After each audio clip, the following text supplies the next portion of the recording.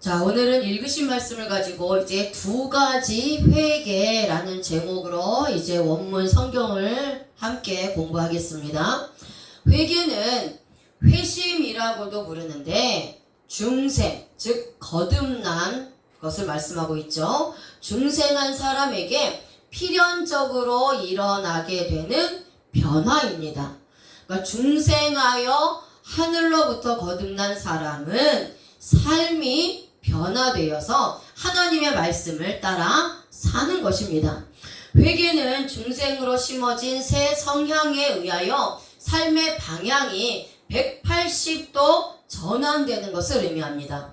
세상과 죄악을 향하여 살던 옛 생활에서 돌이켜서 이제는 하나님의 말씀을 따라 살고자 하는 방향 전환이 일어나는데 이것이 곧 회개요, 회심입니다. 자, 회개에는 두 가지 회개가 있습니다. 먼저는 생명 얻는 회개이고요. 그 다음에는 반복적인 회개입니다. 생명 얻는 회개는 원죄의 사함을 받는 회개로 일생에 단 한 번 이루어지는 회개입니다. 그래서 이 생명 얻는 회개는 우리의 영혼이 하늘로부터 거듭나서 구원받아서 하나님의 자녀가 되는 회개가 생명 얻는 회개이고요. 반복적인 회개는 자범죄를 회개하는 회개로 계속해서 우리가 하나님 앞에 가는 날까지 반복해서 짓는 이 행위의 죄, 이 자범죄를 회개하는 것이 반복적인 회개입니다. 이 반복적인 회개는 구원받아서 하나님의 자녀가 된 자들이 하나님의 말씀을 통해서 회개를 해서 우리의 속사람이 새로워지고 거룩하여지고 또 깨끗하여지면서 성화의 구원을 이루어 나가는 회개가 반복적인 회개입니다. 그래서 오늘은 이 생명 얻는 회개와 이 반복적인 회개에 대해서 조금 더 구체적으로 말씀을 통해서 알아보겠습니다. 자, 생명 얻는 회개에 대해서 먼저 말씀을 나누겠습니다. 같이 읽어보겠습니다. 사도행전 11장 18절입니다. 사도행전 11장 18절 말씀, 자 같이 읽겠습니다. 시작. 저희가 이 말을 듣고 잠잠하여 하나님께 영광을 돌려 가로되 그러면 하나님께서 이방인에게도 생명 얻는 회개를 주셨도다 하니라. 아멘. 자, 여기서 이제 이거는 고넬료의 회개를 고백하는 베드로의 그런 말씀입니다. 자, 여기서 회개를 이라는 단어가 메타노이아입니다. 자, 메타노이아, 마음의 변화, 회개, 회심이라는 뜻이고요. 이 단어는 메타노에오, 마음을 바꾸다, 회개하다, 회심하다 라는 뜻에서 유래되었습니다. 자, 고넬료는 율법주의자의 예표입니다. 그래서 율법의 행위로 선을 행함으로 인해서 자신이 구원을 얻었다고 믿었던 자였습니다. 그래서 구제와 기도에 힘쓰면서 하나님을 경외하는 의인이요 경건한 자였다고 성경은 기록하고 있습니다. 그렇지만 이렇게 경건한 자였음에도 불구하고 구제와 기도에 힘쓰고 선을 행했던 경건한 자라고 일컬음을 받았던 고넬료는 그럼에도 불구하고 아직 구원받지 못했다라는 거예요. 그래서 하나님께서 이 고넬료의 가정에 베드로를 보냅니다. 그래서 복음을 전하게 하세요. 고넬료의 가정에 베드로가 찾아가서 예수 그리스도의 십자가에서 피 흘려 죽으심을 믿는 믿음으로만 구원을 얻을 수 있다는 이 복음의 말씀을 전하는 겁니다. 그러니까 아무리 구제하고 선을 행하고 기도에 힘쓴다 할지라도 예수 그리스도께서 십자가에서 피 피 흘려 죽으심으로 나의 근본적인 죄인 이 원죄의 죄와 행위의 죄인 자범죄와 그 결과로 인한 저주 그리고 사망을 위해서 십자가에서 못 박혀 죽으신 그 예수 그리스도를 믿지 않으면 구원받을 수 없다라는 것을 전한 거예요. 그렇게 복음을 베드로가 전했을 때에 하나님께서 성령 하나님께서 역사하셔서 고넬료가 이 복음의 말씀을 레마의 말씀으로 받습니다. 구원 얻을 말씀으로 받은 거예요. 생명 얻는 회개를 통해서 구원을 받게 된 것입니다. 자, 그런데 여기서 이 회개를이라는 단어가 목적격을 사용을 합니다.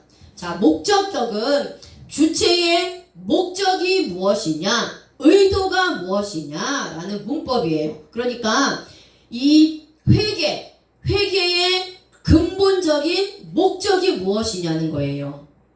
회개의 목적은 오늘 이 본문에서 사도행전 11장 18절에 회개의 근본적인 목적은 생명을 얻기 위한 겁니다.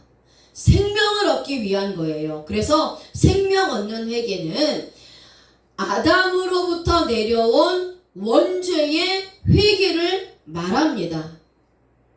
그래서 우리의 속사람이 영혼이 지은 죄에 대한 회개로서 영혼이 구원을 받을 수 있는 회개가 생명을 얻는 회개라는 거예요.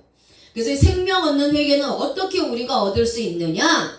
십자가에서 아담의 원죄로 인해서 모든 사람은 원죄의 죄인으로 태어났습니다. 그래서 이 원죄 문제가 해결되지 않으면 우리의 영혼은 구원받지 못해요. 아담의 원죄로 인해서 원죄의 죄인으로 태어난 모든 사람은 영혼이 죽었기 때문에 영혼이 살아나기 위해서는 원죄의 문제가 해결돼야 되는 거예요. 그래서 원죄의 문제를 해결해 주신 예수 그리스도를 마음으로 믿고 입으로 시인할 때에 원죄의 사함을 받는 것입니다. 그래야 할 때 영혼이 구원받는 거예요. 원죄의 죄로 죽었던 내 영혼이 살아나는 겁니다. 생명을 얻는 거예요.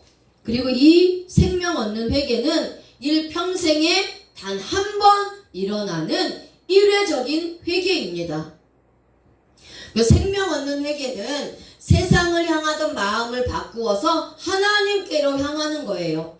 세상과 죄악을 향하여서 살던 나의 옛사람, 이 옛생활에서 완전히 돌이켜서 이제는 하나님의 영광을 위하여 사는 삶으로 바뀌는 인생과 신앙의 전환점이 되는 겁니다. 하나님께서 태초에 아담과 하와를 창조하신 목적은 하나님을 찬송하고 하나님께 영광을 올려드리는 그러한 존재로 만드셨다라는 겁니다. 근데 아담과 하와가 하나님 말씀에 불순종해서 이제 더 이상 하나님께 찬송이 되지 않고 하나님께 영광이 되지 않은 것입니다. 그런데 하나님께서 이렇게 죽은 아담의 원죄로 태어난 사람들이 하나님의 찬송과 영광이 되게 하시기 위해서 둘째 아담이신 예수 그리스도를 보내주셨고 그분을 십자가에 대신 못 박혀 죽게 하심으로 인해서 하나님의 택한 백성들이 다시 하나님을 찬양하고 하나님께 영광 올리는 삶으로 회복시키신 겁니다. 회복시키신 거예요. 그래서 예수 그리스도를 믿는 자, 생명 얻는 회개를 하여서 영원히 구원받은 자들은 영원히 살았기 때문에 살아계신 하나님 앞에 찬양드리고 기도하고 호흡하며 영광을 올려드리는 삶을 살아갈 수 있게 된 겁니다. 그러한 삶으로 전환된 거예요. 아멘. 자, 그래서 오늘 베드로를 통해서 예수 그리스도의 복음의 말씀을 듣고 생명을 얻는 회개를 하여서 구원받은 고넬료처럼 저와 여러분들도 아담의 원죄로 죽었던 영혼이 하나님의 종들을 통해서 복음의 말씀을 들었고 그 말씀을 레마의 말씀으로 마음에 받아서 생명 얻는 회개를 함으로 말미암아 십자가에서 죽으신 예수 그리스도를 믿고 영혼이 구원받은 것입니다. 세상과 죄악을 쫓아서 자신의 유익을 위하여 살던 이 옛사람을 예수 그리스도와 함께 십자가에 못 박은 거예요. 그리고 이제는 새 사람이 되어서 하나님의 영광과 뜻을 위해 살게 된 것입니다. 하나님의 거룩한 자녀의 신분을 가지고 세상과 분리되고 구별되어서 하나님의 말씀을 사랑하고 복음의 말씀을 지키며 거룩하게 살게 된 거예요. 이 생명 얻는 회개를 하나님께서 그런데 유대인에게만 주셨느냐? 그렇지 않다는 겁니다. 그동안은 유대인에게만 주셨다라고 생각해서 베드로는 하나님께서 부정한 짐승을 먹으라고 했을 때 나는 부정한 짐승을 먹지 않겠습니다 라고 말씀하셨어요. 그런데 하나님께서 내가 정하다 한 것을 네가 어찌 부정하다 하느냐 라고 말씀하셔서 먹게 그러자 이제 베드로가 하나님의 명령에 순종해서 고넬료한테 간 거잖아요. 이방인한테 가셨단 말이에요. 그래서 그 하나님께서는 유대인에게도 생명 얻는 회개를 주시지만 헬라인에게도 이방인에게도 누구에게도 하나님이 택하신 자들에게는 생명 얻는 회개를 주신다라는 거예요. 근데 여기서 주셨도다 라는 단어가 디돔이에요. 주다, 하사하다 라는 뜻입니다. 직설법, 과거, 능동태를 사용하고 있어요. 자, 직설법, 과거, 능동태를 사용을 합니다. 자, 이제 문법을 좀 보겠습니다. 유대인들은 자신들만이 하나님의 택한 백성이요 선민이라는 철저한 선민주의 사상으로 이방인들을 배척하였으며 자신들에게만 구원이 있다고 믿었던 사람들이었습니다. 그 선민주의 사상이 예수 그리스도를 믿지 못하게 하는 걸림돌이 된 거예요. 하나님이 주신 율법의 말씀을 철저히 믿음으로 율법의 완성이 되시는 예수 그리스도의 복음의 말씀을 알지 못하고 깨닫지 못하고 믿지 못하는 거예요. 그래서 하나님께서 이방인들에게 구원을 주시기 위해서 잠시 유대인들에게 수건을 씌워주셔서 복음을 깨닫고 믿지 못하도록 하나님의 주권 안에서 하나님이 하신 거라는 거예요.